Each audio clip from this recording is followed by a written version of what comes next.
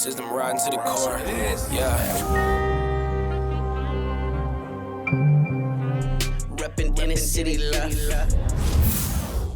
This is the Inner City Left broadcast. Today is Friday, July 18th. I'm Amin TMK alongside Emoja, Lil Tanky Summer. Emoja, hello. Happy Friday. How are you doing? Man, what's good, man?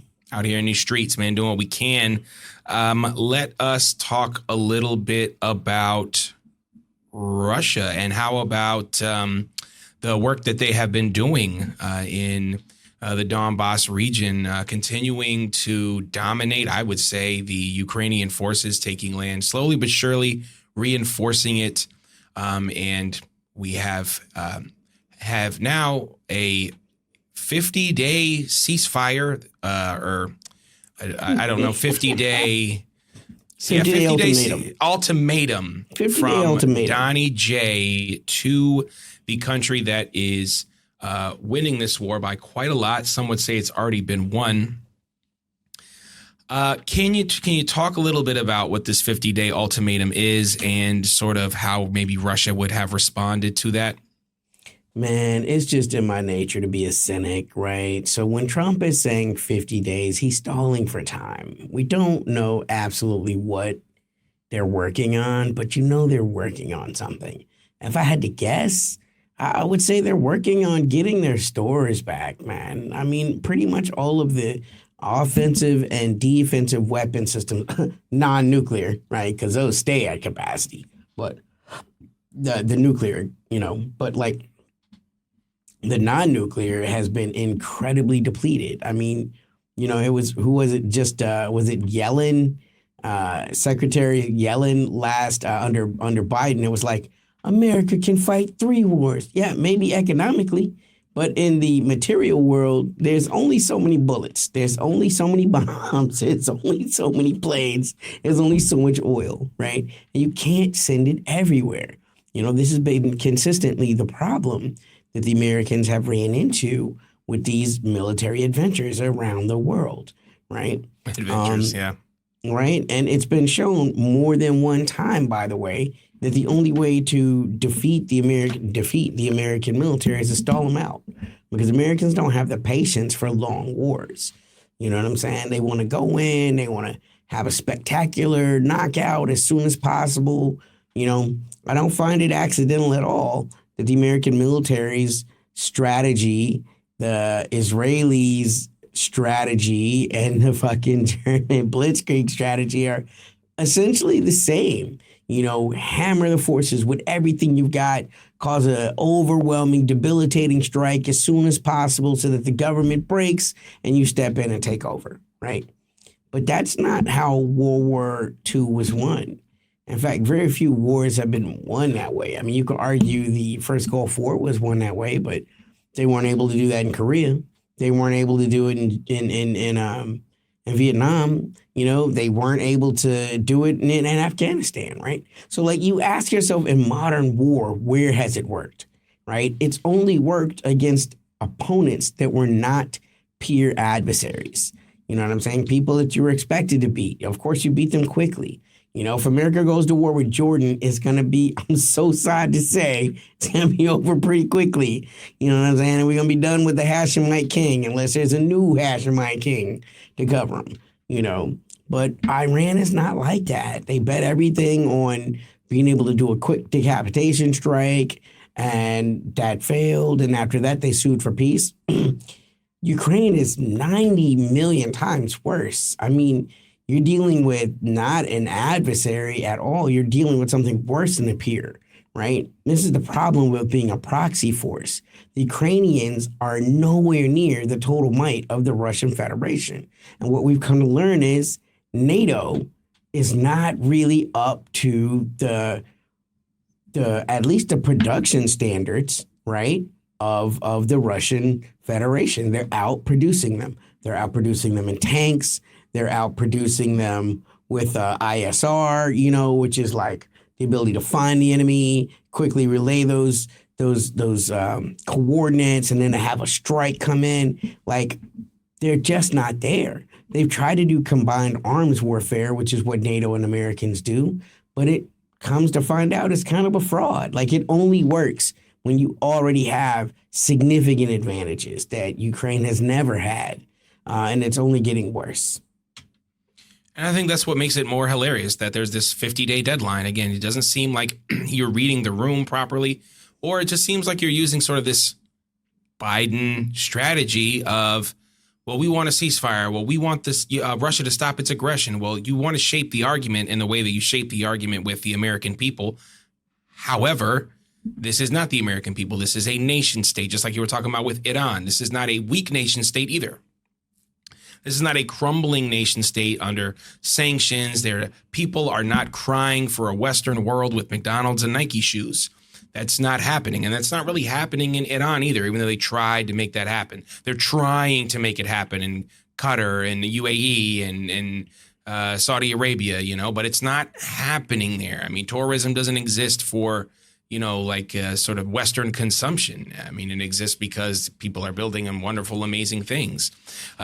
So I think, again, it kind of goes back to the conversation that Putin was having, or the speech he was giving, where he was like, we already know what the presidents do. I'm not worried about which president does this or which president does that. Actually, I do want to show this now because I felt like I was on one there. Let's talk about this little guy right here. He's not with us anymore. He's not with us anymore. But this is back in 2013, because like we keep hearing, oh, this is Russia's act of aggression. It's Russia's act of aggression. You know, again, it's like the October 7th narrative. It's like, oh, it started here. No, it didn't start here. It's a ridiculous belief that it started here. So this is John McCain. He's in Kyiv in this video. He's talking to CNN, and basically he is admitting to their desire for regime change in Kyiv. I'll go ahead and play the interview. Right before it happened. Magic. Let's do it. Yeah, no, I mean, great point. I mean, these things, when they start talking about it, they usually happen. So let's hear John McCain. I'll get your response, and we'll keep going from there. Trying to work on so many things with the Russians, for instance, with Iran and in Syria. Is this really a good time for the U.S. to be taking on Russia? Well, I don't think that we would be taking on Russia. And by the way, I am very pleased with Secretary Kerry's statement, our Deputy Secretary Victoria Nuland, who was here. Look, these people love the United States of America. They love freedom. And I don't think you could view this as anything but our traditional support for people who want a free and democratic society. We're not talking about military action. We're not talking about blockades. We are talking about the possibility of sanctions if they continue to brutally repress their people. That would require some action on our part, just because that's. He said they are brutally repressing their people. A lot of big jumps, I think, from John McCain there. I mean, can you just talk a little bit about sort of, again, like, why does this conflict exist outside of this? Russia, you know, Putin got mad one day and he was like, I'm going to go to war because my mom didn't love me. Yeah, I mean, I just want to remind you guys that people are being grabbed off the streets and forced into military service right now. You know, is that brutal repression? I don't know. Maybe it's not. You know, I think about the audacity of these things, right? Like the United States' unmitigated ability to go anywhere to meddle.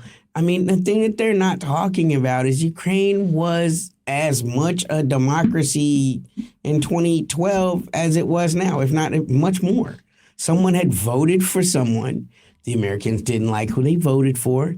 They went in and overthrew that government, which led to the style of government that we have now, that's led by up to and including Zelensky, right? Like, but the same, you still had what is it? They have the Duda, which is like their Congress / Senate, that, their parliamentarian body. They had a court system. They had an executive branch. People voted on all of those. Really, nothing fundamentally has changed about the way that people pick leaders in Ukraine from 2012 to now, except that you now no longer get to pick Ukrainian leaders. I mean, Zelensky's supposed to have had another election 2 years ago at this point. At least a year. He's extended martial law for more than a year. So, again, everything that the Americans say, if you just pull on the string just a little bit, it doesn't make sense. Zelensky is unelected in that his term that he was elected for has far and away expired, and he refuses to allow the will of the people. And it's starting to blow up, right? I mean, again, man, nerds that we are, I was watching some of the Ukrainian parliamentary process, and it was earlier this week, there was a dude that was hauled out of the Duda because he said that Zelensky's heartless. He's like, yo, what about the dudes that have been deployed? When do we get to bring them back? They've been on the front line for a long time. Most armies call it rotations, right? You serve on the front line and you go back. You serve on the front, look at, how the Americans during the Gulf War, you would go there for a little while. And then you would go back to America, wherever you lived. You go back to base, Now, they started doing some stop losses, which meant we're not going to let you leave the military for a little while until this war is over, right? Which was even wilder because it was, an undeclared war, right? It was a war of choice. This is much the same thing. The Americans chose to provoke this fight with the Russians. That makes it a war of choice. They're continuing the Ukrainians are continuing to be propped up by American money. American taxpayers are paying for Ukrainian government salaries. It's paying for Ukrainian military, to the extent that any of those guys get the money, what I'm saying? Because Ukraine is by far and away, and this is not me being mean, the most corrupt government in all of Europe. So, it's a money hole, and it's always been a money hole. Ukraine exists to launder money. That's what it is. And that's what this is. Up to and including Trump's new policy of, well, we're not going to give them the weapons. We're going to sell the weapons to NATO, and NATO's going to buy the weapons, and, NATO's going to give the weapons to Ukraine, when America's by far and away the largest investor in NATO, and NATO is not really a purchasing body. The countries that are involved in NATO still do the purchasing. And most of the countries involved have already opted the fuck out.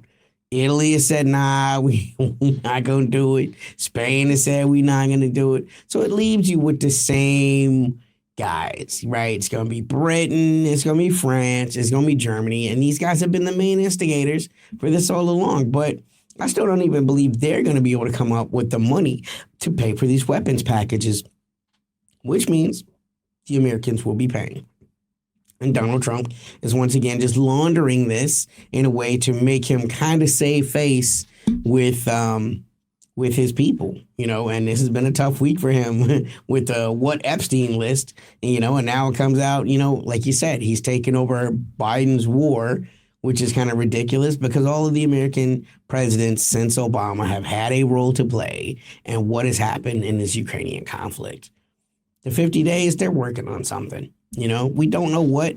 It might be brilliant. It might not be. We know it'll be sneaky. We know timetables are never what the Americans say. I just want to remind you, the Iranians were still in talks with the Americans when they got bombed by the Israelis with American and NATO support. And that was under the timetable. So, realistically, I think they're just trying to gear up to finish off whatever can be done with this. I feel like one of the least secure people in all this is Zelensky. Because after those 50 days, man, they've been trying to wean this thing for a long time. People forget, right? Who was our last Secretary of State? Who was the president? Tony B. Tony Blinken. Yeah, right. When he had told Zelensky back in September of 23, I believe, like, yo, you need to wrap this up because we're going to be doing some other operations, right? Which turns out to be the October 7th thing in Israel, right? They've been trying to wrap up this Ukrainian conflict for quite some time. Zelensky just refuses he fights on, right? Because he understands, much like Netanyahu, his entire political career is tied up in this. Unlike Netanyahu, though, it's not really trials waiting for Zelensky. It's probably a firing squad because he's still going to have to answer to all of these Azov dudes to explain how, with all of the weapons that came and all of the money, how we still managed to fuck this up and how they lost essentially 20% of their land. He still has to answer to those Nazis. And when the war ends, there will be a reckoning. That's in some ways scarier than what Netanyahu's like. Netanyahu's trying to dodge a trial, Yeah, and they dropped some of the charges this past week on Netanyahu. And also, Donnie J has come out and already been like, yo, free Bibi, like drop the charges. Like, you can tell the United States is still deeply committed to, Netanyahu's plans, the Greater Israel plans. They're still involved with that. They had more conversation earlier this week about the Greater Israel plans. And, I think we haven't talked about this much on air, but I think it's important to acknowledge, we maybe hinted at it, like the Zionist regime and the Nazi regime in Ukraine. I mean, they are very close. I mean, they are Lebensraum. It's all living, right? Greater Israel and Lebensraum is almost impossible to differentiate. We need more land for the Israeli people. What? It's 9 million people. I mean, it's, in the whole country. There are more people that live in the greater fucking New York area than the country of Israel. So population-wise, that doesn't even justify, as outlandish a statement as it is, even based on the demographic reality, there's nothing to justify what they're saying. But the reality is they've seized the Golan Heights since '67 war, which again was provoked by the Israelis. Let's just be honest about that.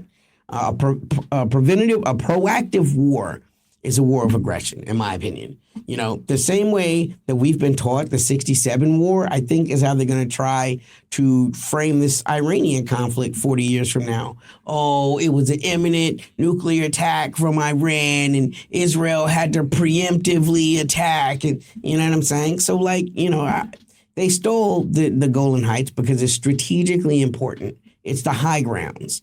And from a military point of view, you always want that, and you don't want your opponents to have it. Israel doesn't see themselves as having neighbors. They see themselves as having opponents. And so they always want the best position over all of their opponents. It's funny because we talked about it on this broadcast, how Giuliani was a puppet of the Americans. They have whitewashed his terrorist career and appointed him probably president for life or death, until, which when the Israelis are bombing Damascus and saying your army shouldn't go any further, that looks like an annexation. And that goes back to what you're saying about the 50 days. I think, once again, they want a ceasefire in Ukraine so they can focus all of their efforts on helping Israel begin to move and mobilize their ground forces into what used to be parts of Syria and run that all the way up to Iraq. They're slowly but steadily trying to move ground forces because they understand that ultimately this thing with Iran, it doesn't end in the air. It ends on the ground. And they're putting their army in the best position to make those moves. And they'll wait as long as they have to. That's the one thing that we know about the Israelis. They're damn patient. And they've had, again, we can talk back and forth over who is the vassal, right? Is the United States the vassal of Israel? Is Israel the vassal of the United States? Ultimately, it doesn't matter because they have each other explicitly, no matter what the other does, in all things. Well, let's acknowledge that Joe Biden said if there was not an Israel, we would have to invent one. It is the best $3 billion investment that we make.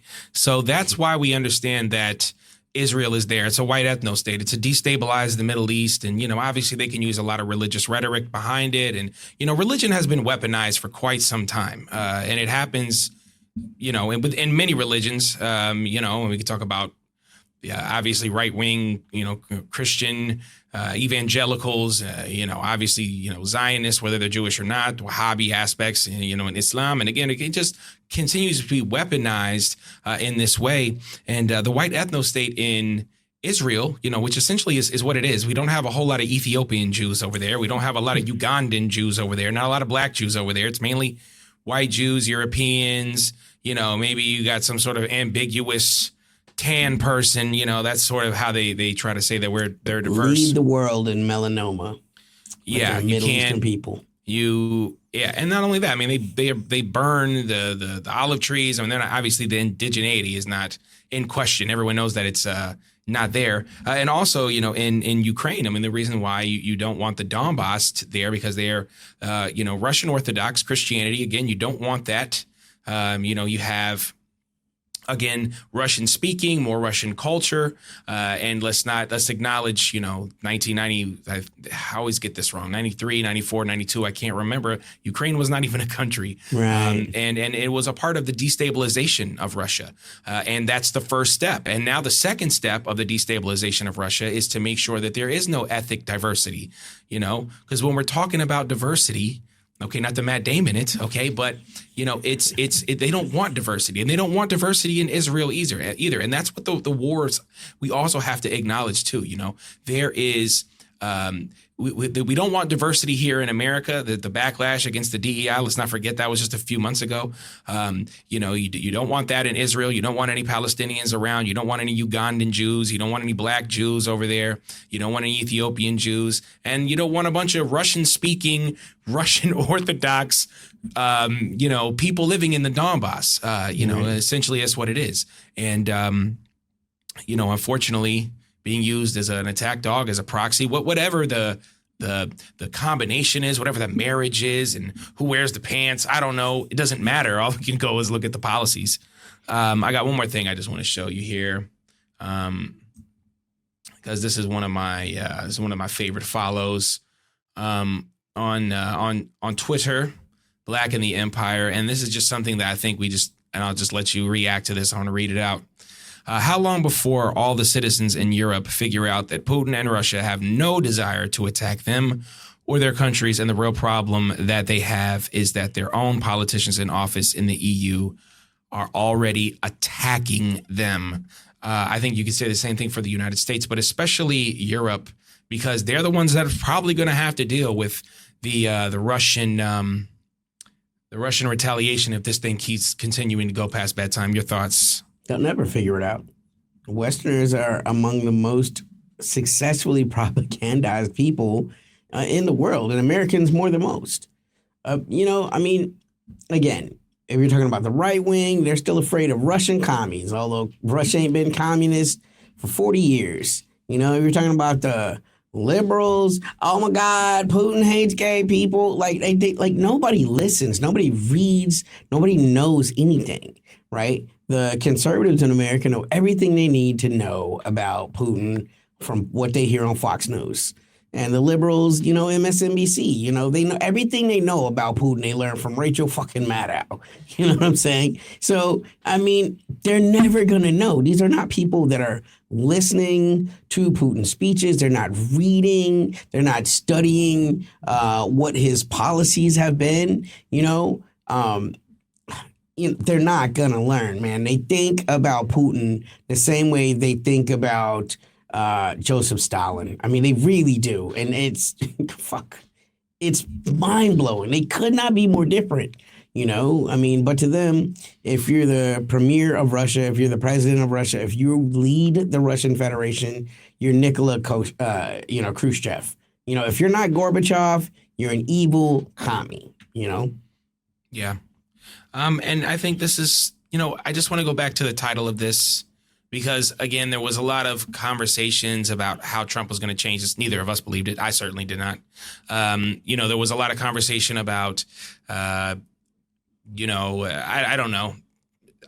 I don't see why there would be any reason to be excited or optimistic about someone like Trump, but there were people that was like that. And I just want to say that no matter what the silly rhetoric is or the campaign promises are, it's going to be what America wants. It's going to be what the general deep state, whatever you want to call it, the entrenched, people in the shadows, whether it's in the business world, whether it's in the art world, whether it's in the military world, or whether it's in the human trafficking world, as you alluded to earlier with Epstein.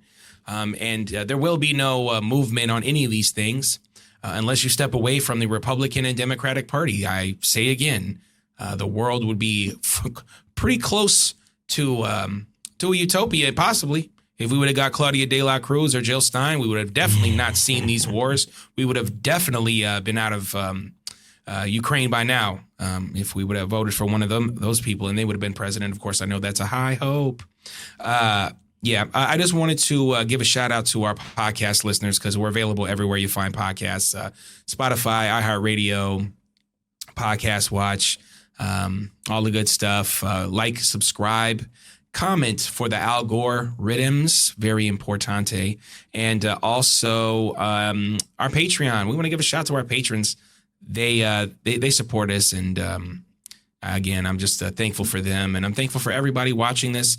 If you want to support us, you can hit the Patreon. You can also find our music in places everywhere that music is found.